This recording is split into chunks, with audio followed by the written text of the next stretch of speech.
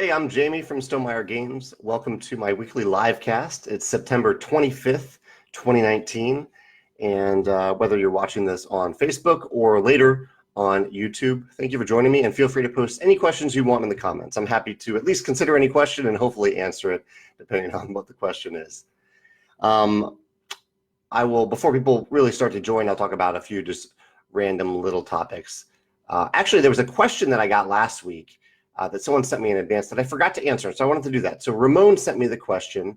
He said, do I like playing games a lot, like playing the same game multiple times? Some people do like a 10 by 10 where they try to play 10 different games 10 times each over the course of a year.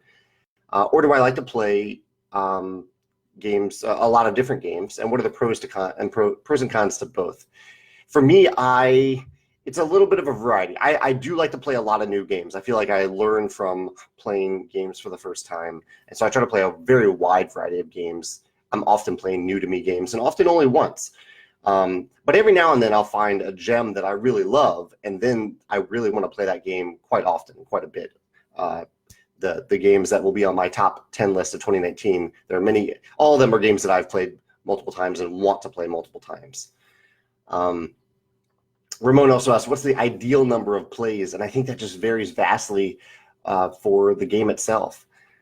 There are games that I will gladly play dozens and dozens of times. And there are games where I really love the game and I play it like 4 or 5 times and I'm good with it. I've gotten what I wanted out of that game, and I'm perfectly happy to buy a game that I only play a few times because I got that enjoyment out of it and I learned from it as a gamer and as a designer. So I posed the same question to those of you who are watching it today. Do you have a similar approach? Do you play a lot of different games once or twice and then you go deep on a few games? Or do you have a few games that you just mostly go deep on? You play a lot and you don't play new games very often? Or do you only play new games once or twice?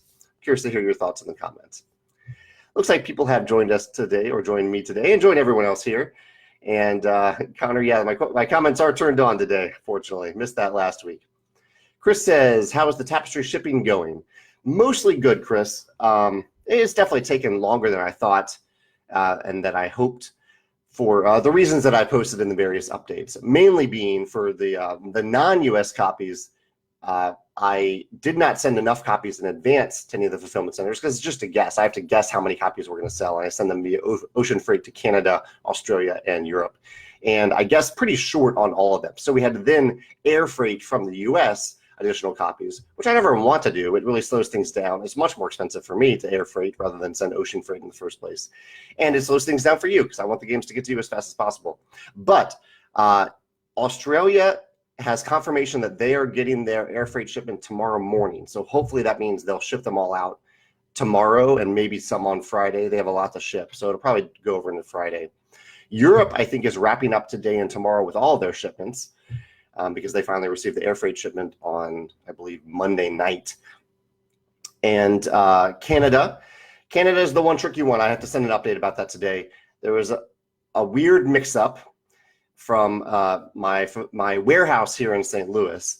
When they sent the air freight shipment to Canada, this is a dumb but honest mistake.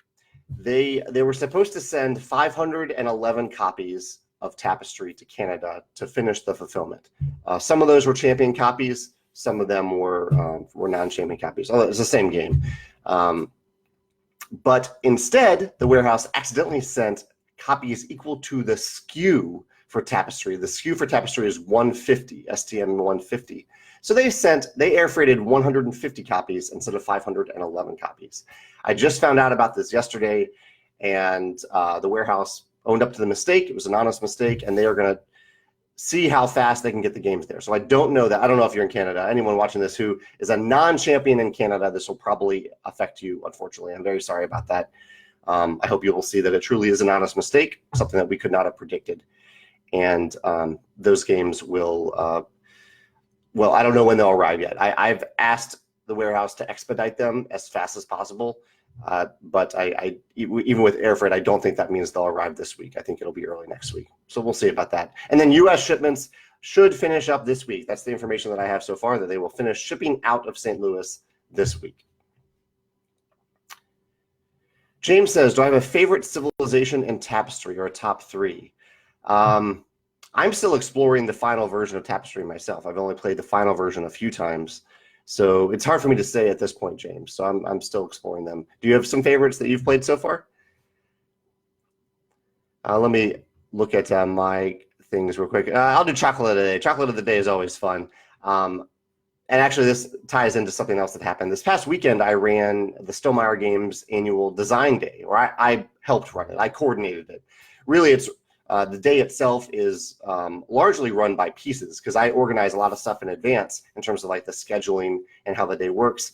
And then the day itself just kind of runs itself. The play testers, the people who bring their prototypes to this design day, just sit down, and they're very good at sticking to the schedule. And Pieces takes care of everything else. Pieces is a board game cafe and bar here in St. Louis. They provide the food, they provide the drinks. We pay them, of course, but they do all this for us.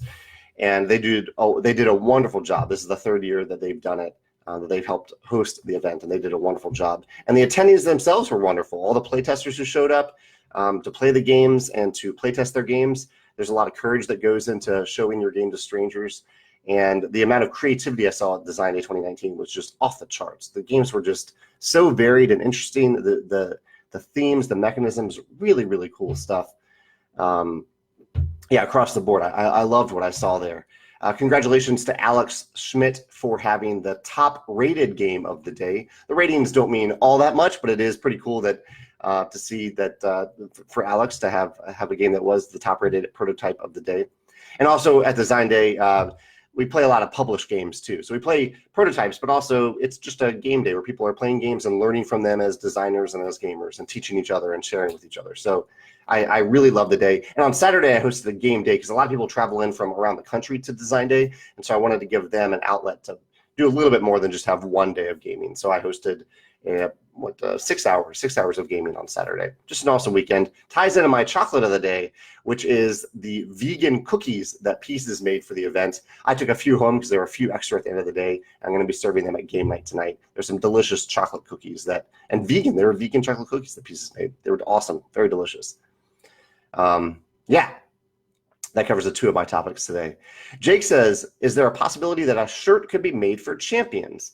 And he's loving Tapestry. Well, I'm glad you're loving Tapestry. And, I had never thought of a shirt specifically for champions, but why not? That could be pretty cool. It would be something that I think champions would need to pay for. I love that champions pay the annual $12 fee, but that itself wouldn't even really cover the shirt with shipping. So, yeah, I'll make a note about that, and I will poll champions about a shirt. Yeah, thanks for that idea, Jake. I appreciate that. Chad says, were there any standout games at Design Day? Yeah, so there's Crimson Dawn, the game that Alex Schmidt played. There was a top 5, so I posted the top 5 on my board game, on our website.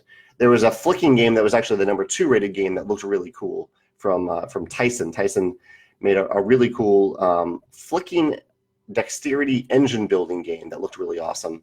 There was a Cold War game that used a big screen between 2 players with magnets. I love seeing screens and magnets. That's really cool. There was a Mario Kart inspired game. What else? There was a game about making dresses that used clear plastic sleeves. I've only seen a few cards that use those clear plastic sleeves, and you put things in the sleeves to form the dresses. There was a Houdini game. There was a asymmetric 2-player Houdini game, Houdini versus the Spiritualist, that looked really cool.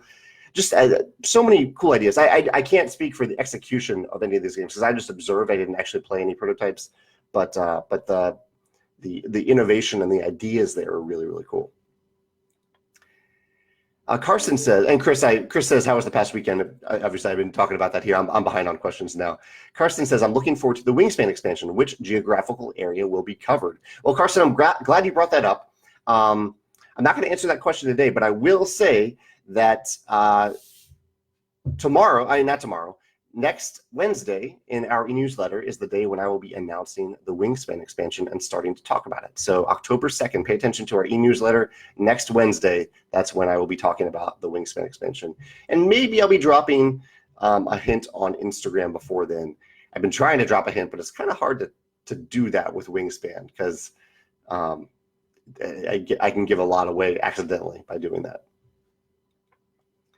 Rebecca says, can I think of a game that you've played that you've dramatically changed your opinion about? Yeah, Rebecca, there's one in particular that comes to mind, and I'm sure there are others too. But actually, there are two. There are two. The first time I played Azul, it fell really flat for me. Maybe I was in a mood. I don't know. It fell flat.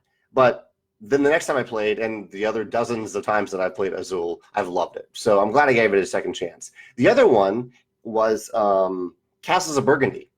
Castles of Burgundy fell really flat for me the first time. It didn't seem to flow all that well. The art wasn't what I wanted from the game. The two greens were really similar. I'm not colorblind, but even they were really similar on the tiles. But then I played another time and I realized I really like this game. It's a really good game. I really enjoy it. I need to get over the art and just enjoy the game. And I played a couple times since then and have really enjoyed it. What about you, Rebecca, or anybody else in the comments here? What's a game that you gave a second chance and you were glad you did? Connor says, which game on my shelf of opportunity has you most excited but is difficult to get to the table? Let's see, Connor, that's a good question. There are still too many on the shelf right now. Okay, well, I'll say Campaign Trail. Campaign Trail, I'm so curious about it. The components look awesome. I'm just so curious about it. It's a game that I backed a long time ago. It finally came about a month ago. And but I've heard it's a really long game. And so I need to set aside maybe a weekend afternoon to make that happen and actually learn it. The actual learning process is daunting as well. Scott says, what's a good way to get over the hurdle from a design in your head into working parts? I find I have an idea, but getting it moving on a table has been a bit of a roadblock. Any advice to overcome this? Well, Scott, if it truly is just in your head, I would really recommend picking up a pencil, picking up some paper, and just brainstorming the game on paper. It's very, even just going from head to paper, I think is an important part of the process. That's actually one of my favorite parts of the process, because then you're just kind of free-flowing, riffing on it and seeing what happens. Sounds like you probably have gotten past that stage. Well, I mean, my next stage is to actually just start building the prototype. And usually that's in flux with the pencil and paper brainstorming. Usually I'm building a prototype. I'm still brainstorming and honing it and thinking about how players will actually interact with the prototype. Knowing knowing that the first prototype is going to suck. It's not going to be fun, but I still like to think about those things. But I don't have any tips on how to actually get over that hurdle.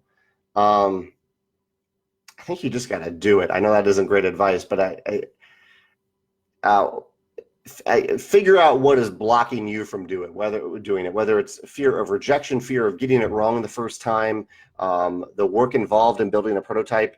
Figure out what that is and address it. Address it psychologically, address it logistically, whatever it is. And get over it, because if you don't get over that, then that's going to impact all of your designs in the future. So, yeah. What do you think it is, Scott? What do you think it is blocking you from doing so?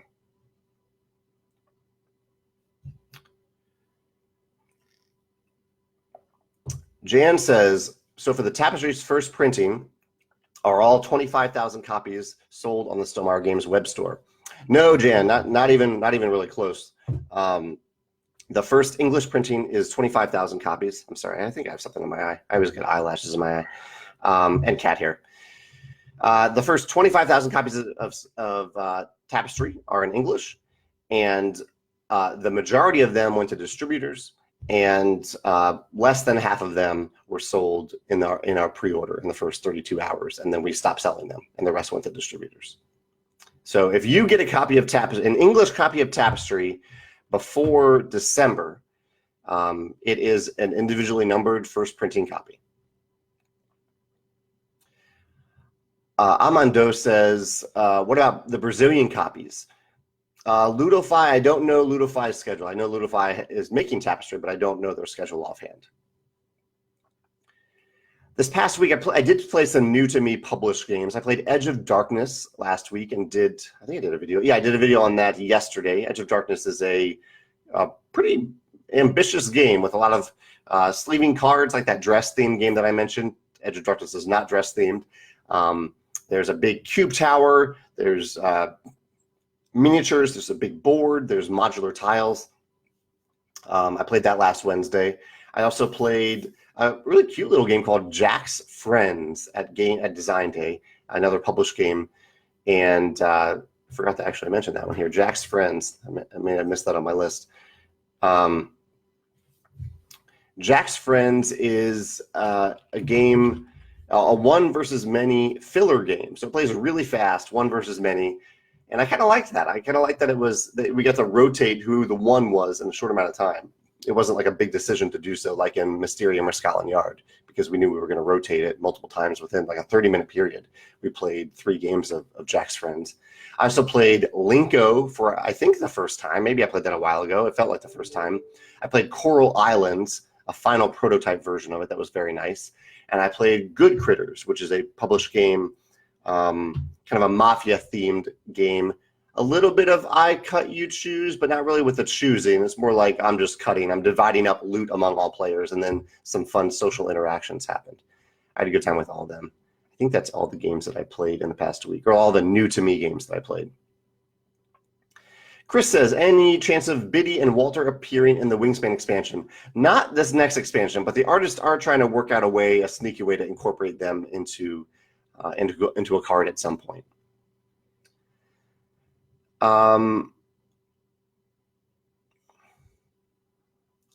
Chris says, what is a 2-player game that you and Megan have really enjoyed playing lately? I think the last game that she and I played head-to-head was Rogers of the Ganges, which is not a 2-player game. I'm itching to play Dice Throne with her, and that is a primarily 2-player game.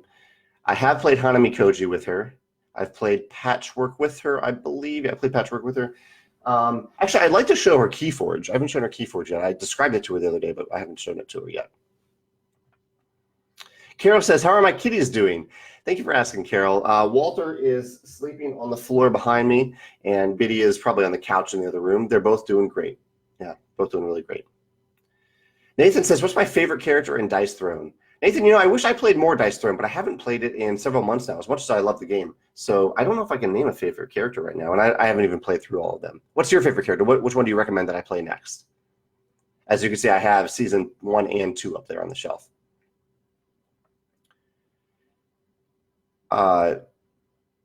Let's see. Tony says, any hints on what might show up in the Tapestry expansion? So, good news about Tapestry expansion. Until last week, I really hadn't worked on it at all, except for one specific component that I wanted to be in the expansion. And last week, I started working on it, and it really came to life rather quickly. So, we are going to enter playtesting on the expansion rather soon. I'm not going to hint at what's in it, but I will say that I think it's probably pretty obvious that at least part of the expansion will be a more stuff element, like more stuff that like more civilizations, more tapestry cards, stuff like that. But I do want that more stuff, and this is how I've designed it, to feel really different and really new and add some interesting and even sneaky twists to the game. Asar says, on days that I don't feel like working or being productive, what person thing holds me most accountable? I don't really have days like that, to be honest. But hypothetically, if I had a day like that where I just couldn't feel productive, what person? I don't really look externally for productivity. I do always, like, this is my full-time job, and this is my source of income. So I feel a small inner drive always to maintain my own job security in some way. So there's always that. I don't know if I really look to that in times when I'm struggling to be productive. But really, when I'm struggling to be productive, it's usually just a few minutes, and I watch a funny video or I read my feed, and even then it's usually often about board games. So usually like a little short distraction will get me back on track. My Sunday sit-down video this past week was about underrated games, which I know is a very subjective term, as I talk about in the video, but the idea being that I looked at games that are rated 1,000 or lower, or a higher number than 1,000 on Board Game Geek, and found games that I really loved among those games. So I listed my top 10 among those lower ranked games. I know there are many, many other tens of thousands of games that aren't ranked on Board Game Geek, or aren't or are ranked even lower. But I went with 1,000 plus and found games in there that I really enjoy. So that was the Sunday sit down video this week. People actually seemed pretty interested in that topic. I wasn't sure how people would receive it. Gerben says, any chance to sign up to this design day very far in advance? I'm in the EU, but would love to attend sometime. Yeah, it's I believe it should be already on our web store. I will double check right now as I say that for the next year's event. Let me see if I did this correctly. Here's events and conventions. Yeah, so if you go to our website, hover over news and go to events and conventions, you can sign up for a back in stock request by clicking here on Stonemaier Games 2020. And that actually reminds me about something I need to ask our web developer. So thank you for, I love these little things that I remember after doing these live chats. Josh says, what's the buzz on the Wingspan expansion? Well, there's no buzz yet because I haven't talked about it. But next week on our e-newsletter and in the live chat, I will talk about the Wingspan expansion, the first Wingspan expansion. Ken says, does Rodney Smith have an orange ambassador shirt? His work really helps my Stonemaier games hit my table for me and my playgroup. I don't think Rodney wants to associate himself that closely to any game company as an ambassador. But if Rodney wants a shirt, I'm happy to send him one. Maybe we already did. I don't know. I can't remember. Max says he's currently backing a Kickstarter that has you pay the pledge price and then separately pay taxes, VAT, and shipping. He's not a big backer, but that's the first EU-friendly shipping that makes you pay VAT that I see. How come? Do you just include the VAT and the game price? Also, is that a new game table? It's the same game table, just with the top off. So with VAT, I'm still trying to wrap my mind around it. I thought I understood it, and then I got a VAT fee the other day, and then I don't know. VAT is weird. I believe so. I don't want to answer with any confidence here, Max, because it is something that I don't fully understand. So I probably need to have someone write a guest blog on the current state of VAT. I did a blog about it a little while ago that talked about why companies might start to split those two costs off from one another. But yeah, I don't fully understand it myself. Ikuri says that Rodney Smith talked about game balance that was inspired by his experience teaching and playing Tapestry, and he has an interesting take, should make for a lot of good discussion. Yeah, thank you for the heads up about that. That's good to know. Gerben says, if shipping is an issue with the shirt, an option is to ship it along the next time a champion purchases a game, since you're already shipping something there to them anyway. Yeah, partially that kind of works, kind of. The tricky thing is, like, ideally, whenever we do a pre-order, I correctly guess the amount that needs to go via ocean freight from China to the different fulfillment centers around the world. But the shirts are made in St. Louis. So no matter what, the shirts need to be sent in some form, whether it's freight or individually from St. Louis.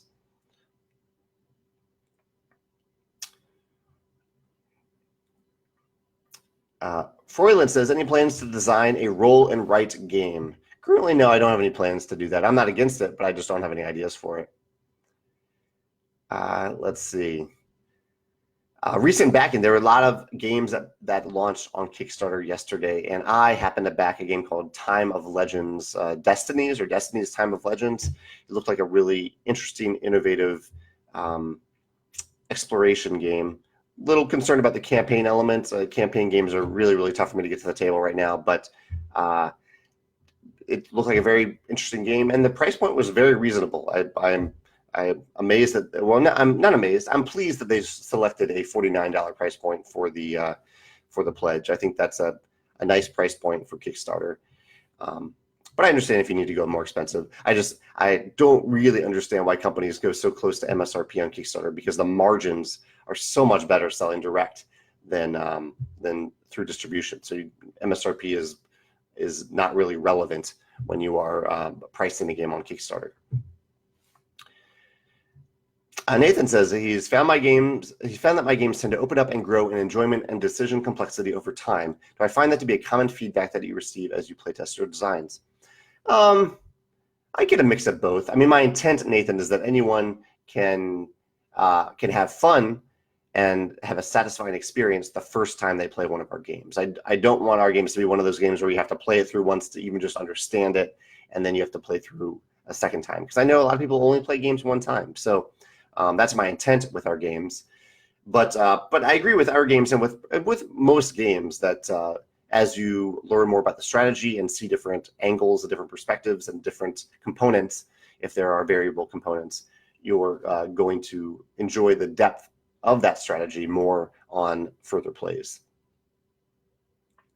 Jeff says, what is it that brings you back to Castles of Burgundy? I don't really know. I just enjoy playing it. I've had fun with it ever since that first play. Chunk says, I'm curious what you think the minimum following is that I should have to launch on Kickstarter. That's hard to say. If you're asking the question, you might be a little concerned about it because I wouldn't aim for the bare minimum, basically. I whatever that number is, I don't think there is an exact number to it. I wouldn't aim for that. I would aim for triple it or quadruple it. Figure out a number that you think is pretty good and then triple or quadruple it. Connor says, with my busy schedule, which area of gaming do I feel falls behind? I feel like I have less energy or interest to read rules to learn new games. I would rather be taught. That's it for me too, Connor. It's like today I really want to learn parks. And it's actually two factors for me associated with that. I am okay with learning games. It isn't a priority for me, given all the things that I need to do for my business. I'm okay with it, but I really need to know that I'm going to play that game right away because I don't want to learn a game. I don't want to learn parks, for example, today, and then not play it at game night tonight because then I'm going to forget it. And if I don't play for another few weeks, I'm going to have to completely relearn it and spend twice the amount of time learning it. So, yeah. I am open to learning certain games if I know I'm going to play that night. And tonight, I don't think that's going to happen. I know one friend learned Plane Crafters and wants to teach it. And I definitely want to learn that one. And another friend wants to play Architects of the West Kingdom. So that one's another one that probably will hit the table.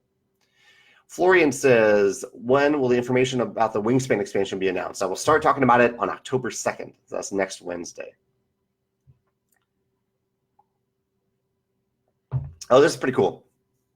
On if you follow Scythe on Board Game Geek, you might have seen a bunch of images pop up today of fan-created factions that look really, really cool. I was impressed. There were like 6 of them. Fan-made faction boards, really polished look to them, and some really cool ideas among them. So if you are the type of person who likes to print out fan-made factions, I would highly recommend checking out Board Game Geek to see what those are. And I don't have a link for you, but if you look at like the images of Scythe, I think you'll find it. And they're also apparently on Tabletop Simulator, where they are experimenting with them and playtesting them, if you want to check that out as well. Sorry, I don't have great links for that, but hopefully someone can hunt that down. And I did actually put it in the Scythe FAQ. If you want to look for like fan expansions or fan modules, fan creations on the Scythe FAQ on our website, I did link to it there.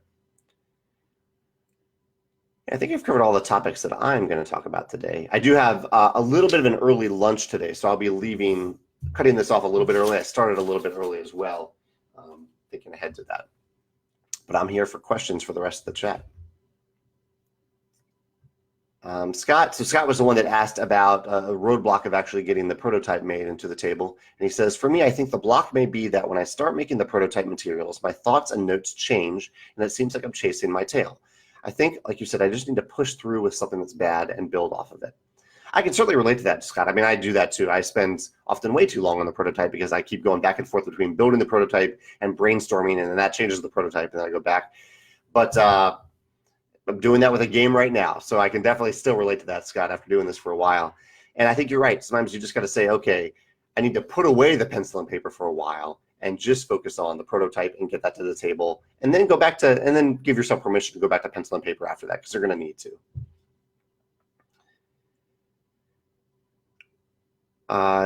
Casey, who was actually playing Jack's Friends with me, had fun as well playing it. Yeah, Casey, did you win as the giant? I think you did win as the giant, didn't? No, or did we barely beat you? Yeah, I think we did beat you, right? And then Alex beat us. I think the giant lost twice and the giant won once out of the 3 plays that we had. Either way, it was fun. Zoe says, out of all the games that I've published, which one is my favorite to play? Right now, I'm most eager to play Tapestry, but out of the 9 games we've published, it really varies. My general answer to this, Zoe, is that if someone comes to me with one of our games and says, I'm really excited to play this, then that is the game that that is my favorite to play at that moment. It really varies based on who is eager and excited to play that game with me. So I know that's not exactly a real answer, but it really is an honest answer, because I don't propose my own games to play with my friends. I wait for them to come to me and say, hey, I'm really excited to play this game. I haven't played this in a while, or I'm excited about this new game. I want to play it. Let's play it. And then I get excited about it too.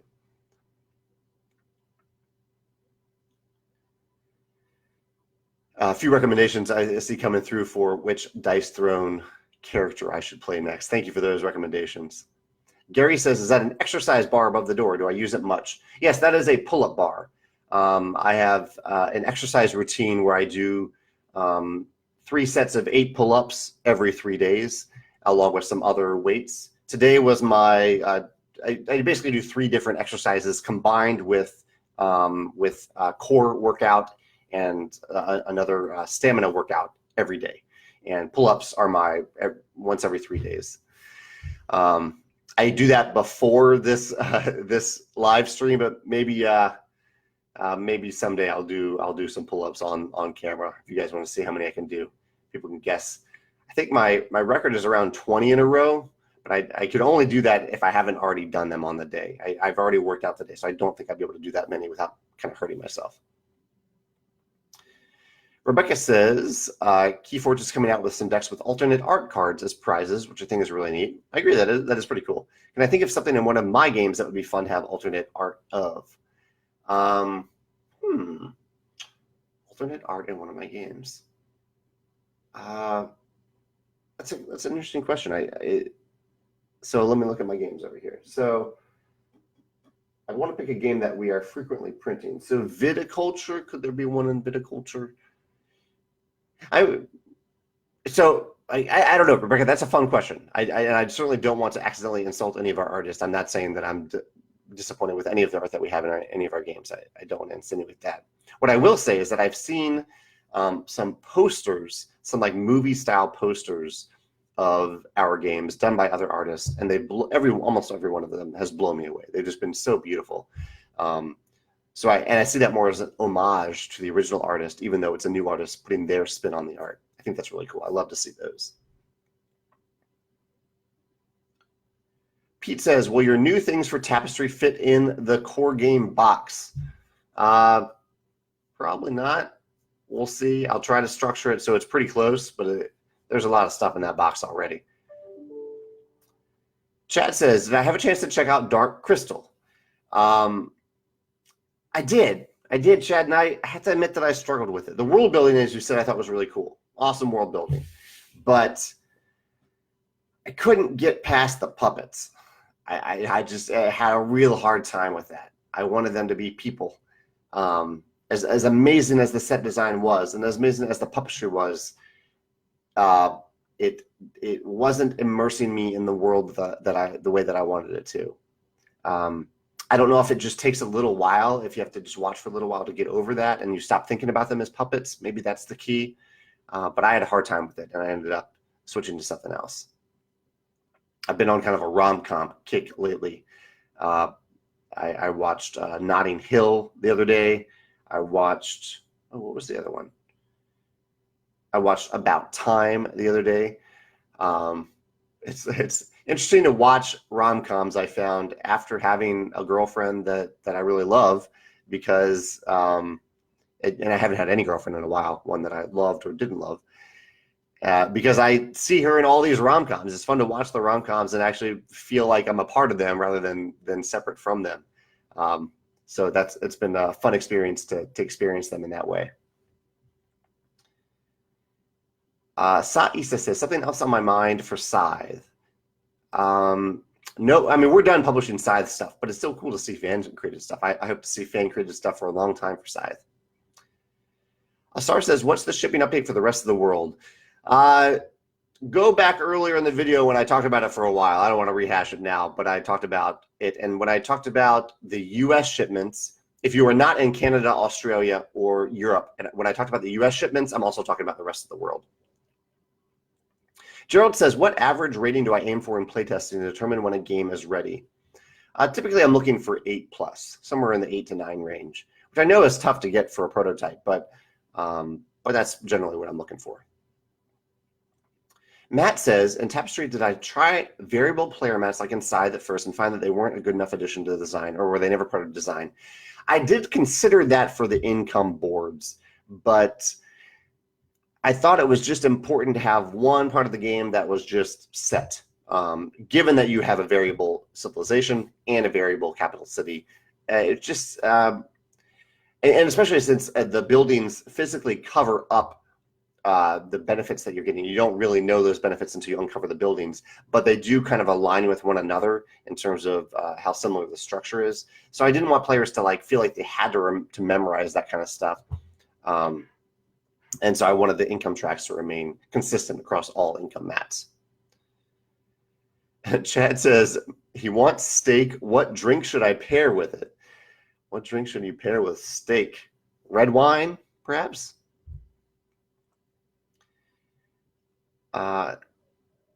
Ivan says, any chance for Rise of Fenris to appear on Scythe Digital at some point? I sure hope so.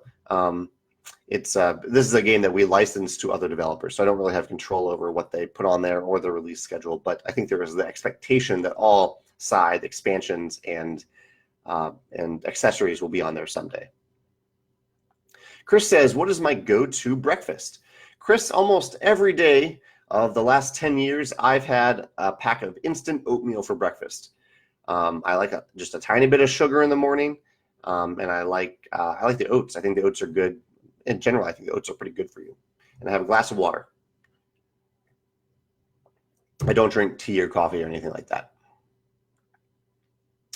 Sean says, am I sunburnt or is there a red light? I actually have, it's a little dark in St. Louis today, for some reason a little cloudy, so I had this light on. You can see the difference here. I'll turn it off for a second. This is me without the light. That's actually not bad. But this is me with a light. I don't know which is better. What's better, light or no light? Let me know in the comments.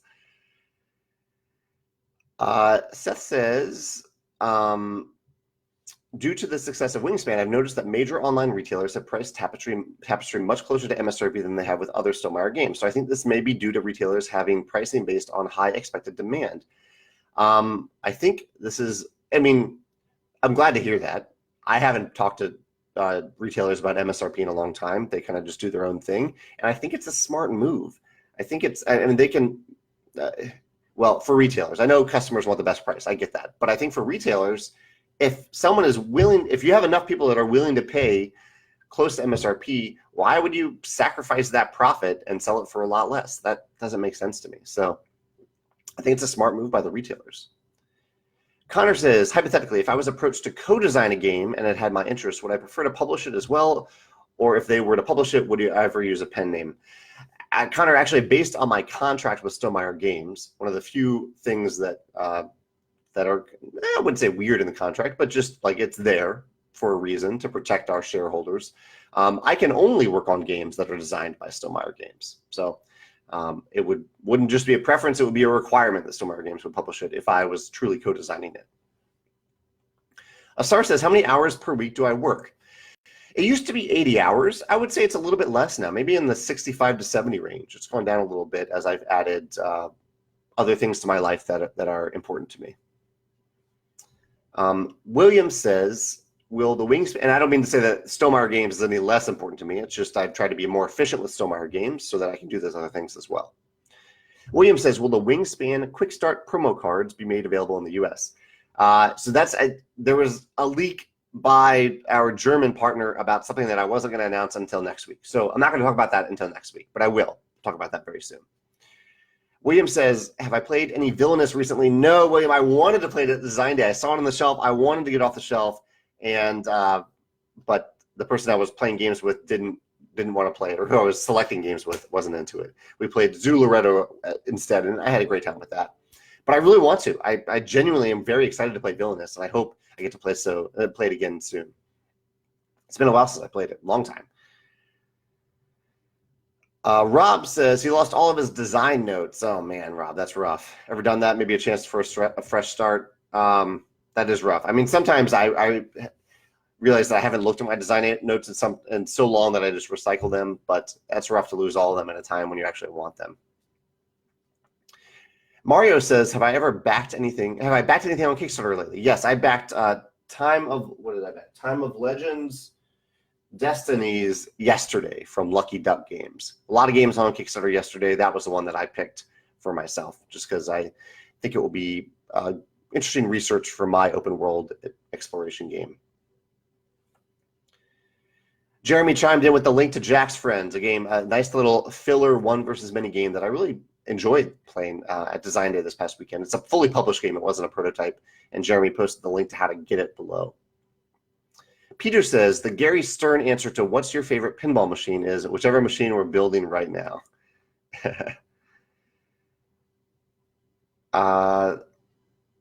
Let's see. Jeff says, is there a theme or aesthetic you've wanted to do but haven't found the right game for? Theme or aesthetic? There was, but we're working on it right now. I answered both of those questions. There was a theme and an aesthetic that I really wanted to put into a game. I wanted an aesthetic for that specific theme, and we are making that game. So you will know about it at some point in the future. Mahir says, is Tapestry going to be on Tabletopia? It is. We needed to send the an actual copy to Tabletopia so that they could make a 3D image of the different sculpts, because there aren't digital files for the sculpts. So there is. They just needed to get that copy of it so they could work on it.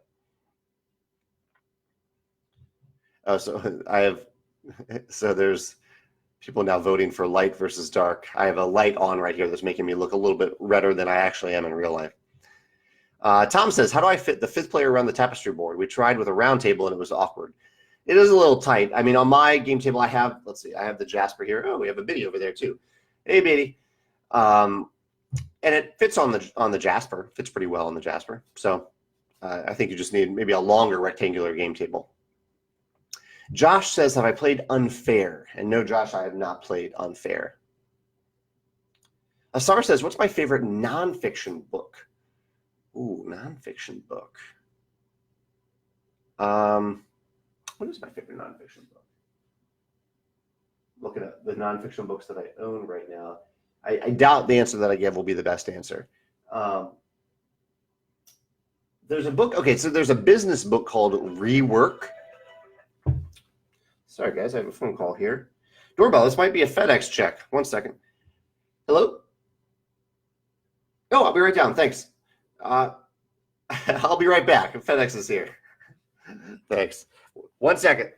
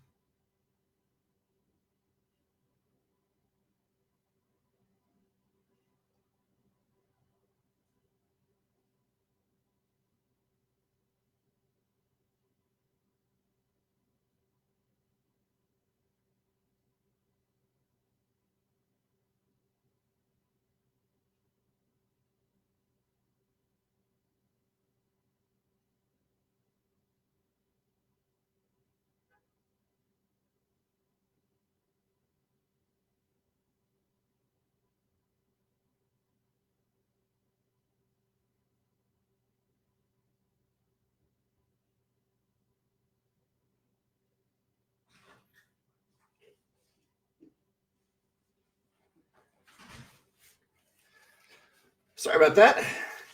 FedEx is here. Oh, excuse me. Should I open this thing on camera and we'll see what it is? And I will avoid spoilers if possible. Let me know what you think. Masar said, what's my favorite nonfiction book? And I would say Rework is a great business book. I like I'm looking back there at my books. I don't have a lot of nonfiction books. Yeah, I'll just say rework. I'll go with that. Sean says, what's the chocolate of the day? Vegan chocolate cookies from Pieces Board Game Bar and Cafe. Let's see. Connor says, what am I most scared of? Potato eyes really freak me out. Potato eyes, if you ever let like a potato just sit in your pantry for a while and it grows those weird like eyes, they're called eyes, but they really look like arms and legs. That I'm most scared of that. Seth has a copy of Tapestry on the way. Awesome, Seth, that's good. Adrian says, have I ever stopped attending a game night because of other people's negative behavior? Not a game night. No, not a game night. I'm trying to think if there's any gaming event that I just stopped attending because of other people's behavior. Not that I can think of offhand, no. Have you? I hope not, but I can see that happening sometimes. Sean says, will there be larger mats or neoprene mats for Tapestry? For the game board, I assume you're asking. I don't have plans for any because it would need to be double-sided, which can be done. I've learned now that you can do that with neoprene mats. But the cool thing about neoprene mats is they kind of like grip the surface, and that wouldn't work with a double-sided neoprene mat. So I don't know. And also, you need pretty precise printing for Tapestry because you need to see those icons on the board. So I'm not sure if a neoprene mat would work great for it. Currently, no plans. I'm open to it in the future. Werner says, any movie you want to see like Joker or other? Yeah, a couple actually, even just that are available right now or will be available this weekend. I want to see Abominable. I want to see Ad Astra. Although I'm curious about that. Did anyone see Ad Astra? Critically reviewed very highly, and at least on Rotten Tomatoes, it looked like people really didn't like the movie, like non-critics, which threw me off. And then Downton Abbey, a show that I've never seen, but I figure if I watch the movie, I can know what people are talking about. So that one's on my list as well. And then Joker, I am very curious about Joker. That won't come out in St. Louis until next weekend, I think, or maybe later in October. Sean says, what's my cat's name? Biddy and Walter are my cats. Kaz says, am I looking forward to the Amazon Lord of the Rings series coming out? I'm excited that they're filming in New Zealand, which I think is really cool. Again, as they should film Lord of the Rings. I'm curious about it. I hope it's, I don't know, is it going to be different? Is it going to be the same story that we've already seen in the movies, or are they going to do offshoots in that world? What are they doing with it? Because the movie has fully satisfied my desire to see that story play out on the main screen, but I'm happy to see other elements of that world in the TV show. I'm curious what they'll do with that. Let's see. Okay, open. So I'll open the box. Let's open the box here. I think these are copies of games that I just need to, I'm sorry, very shaky camera there. Let me put it on the floor here so I don't shake that camera. Okay, yeah, no crazy spoilers here. So whenever we reprint a game or a product, Panda sends it to me to approve it, to make sure it looks good. So we have the reprint of Tuscany Essential. Many printings of this at this point. And then Scythe, I don't even know what printing of Scythe this is, but reprint of Scythe. I don't think we really even made any changes to these. Sometimes we fix a typo or something like that, but I don't think we did anything with those. And that's it. Yeah, just bubble wrap. No big spoilers there.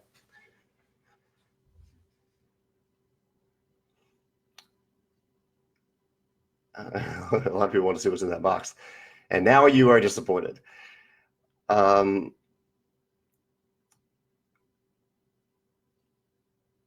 people are commenting on the movie. So Wendy says Downton Abbey was great. Bob says good acting, bad science, and Ad Astra. George liked Ad Astra. Jacob says, what do I do with the games after I look over them?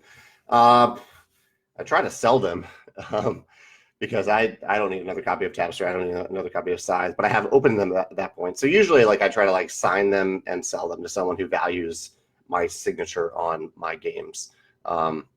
So if anyone wants a signed copy of Tuscany or Scythe, shoot me an email, and I'm happy to do that with the brand new printing. You'll have the advanced copy of the brand new printings of these products.